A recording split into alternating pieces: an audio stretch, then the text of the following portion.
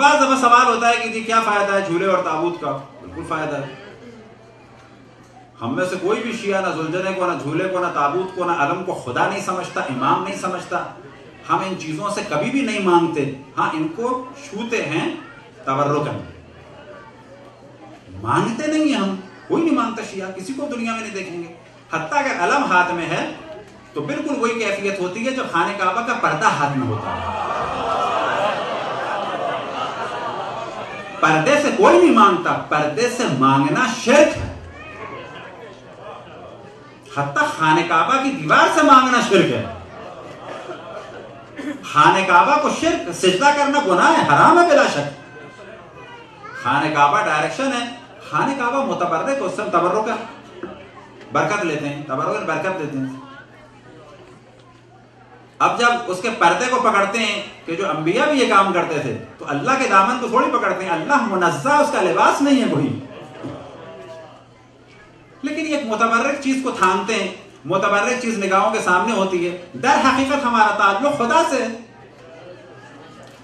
لیکن یہ جھولا وغیرہ در حقیقت توجہ دلاتے ہیں کس کی جانب؟ امام حسین کے فرزند کی جانب. یہاں پر ہمیں بہت زیادہ بولڈ ہو کے کام کرنا ہے کہ بہت ساری چیزیں کہ جو آج کمرشل آرٹ میں اور ماڈرن آرٹ میں ہیں، ہم نے انہیں صدیوں پہلے استعمال کیا ہے. ہم نے صدیوں پہلے استعمال کیا ہے. آپ آج کر رہے ہیں، ہم صدیوں سے کر رہے ہیں. ہم پہلے ذریعہ بناتے تھے، آپ اسے کہتے تھے کہ یہ بدعت ہے. آج ہر دکان میں مکے مدینے میں ذریعہ موجود ہے، یعنی خانہ کعبہ کا ماڈل. آج ذریعے موجود ہیں، یعنی مسجد نبوی کا ماڈل. وہ پلاسٹک کا بھی ہے، وہ سلور کا بھی ہے، وہ اور مختلف میٹلز کا بھی ہے. ہم مشرک تھے نہ، اب آپ مشرک ہو گئے. جواب ملے گا نہیں یہ تو ماڈل ہے، تو ہم اس کو ماڈل سمجھتے تھے.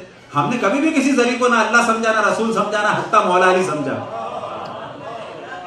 ہم نے کس ذریعے کو سمجھا؟ امام حسین. ہم نے تو کہا ذریعے شبیہ ذریعہ امام حسین. جیسے آپ کیا ہیں، آج مکہ مدینہ بلکہ پورے سعودی عرب بلکہ پورے عالم اسلام میں کوئی ملک ایسا نہیں ہے، اور اب تو خصوصاً سعودی عرب کی کوئی دکان ایسی نہیں ہے جہاں پر خانہ کعبہ کے دروازے کا ماڈل نہ ہو. جو نیت آپ کی ہے وہ نیت ہماری ہے. ہم مشرک تو آپ مشرک، آپ موحد تو ہم موحد. خانہ کعبہ کا دروازے کا دیکھا آپ نے ہر جگہ ہے. ہم کامیاب ہو گئے، سیدھی سیدھی بات ہے.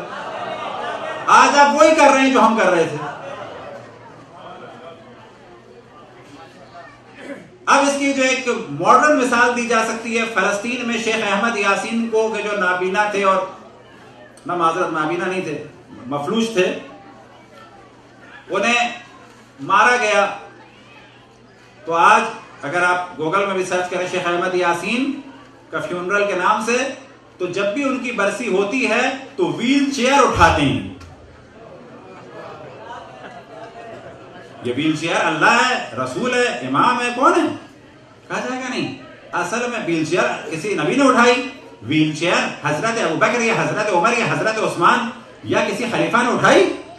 آج یہ سوال کیا جاتا ہے کیا اصحاب کے دور میں یہ تھا؟ تو ہم کہیں گے ویل چیئر کیا رسول اللہ نے اٹھائی کسی کی؟ کیا قرآن میں ویل چیئر کا ذکر ہے؟ کیا حضرت ابوبکر یا حضرت عمر یا حضرت عثمان یا سیرت شیخین یا سیرت صحابہ میں کہیں ایک جگہ بھی ویل چیئر ہے؟ کہا جاتا ہے نہیں، یہ علامت ہے. ویل چیئر کے ذریعے سے ہم بتاتے ہیں کہ شیخ احمد یاسین جو معذور تھے ان پر ظلم ہوا. اگر یہ لاجک ہے تو ہماری بھی جھولے کی علم تابوت کی یہی لاجک ہے.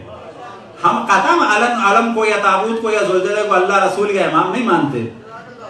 ہمارے جاہل سے جاہل آدمی سے پوچھ لیں، وہ ان میں سے کسی چیز کو نہ اللہ نہ رسول نہ امام، اور ان میں سے کسی چیز سے خود نہیں مانگتا کوئی بھی. بس آپ ویل چیئر اٹھائیں تو آپ مباحد. آپ شیخ احمد یاسین کی مظلومیت کو ویل چیئر سے بیان کریں تو آپ مباحد.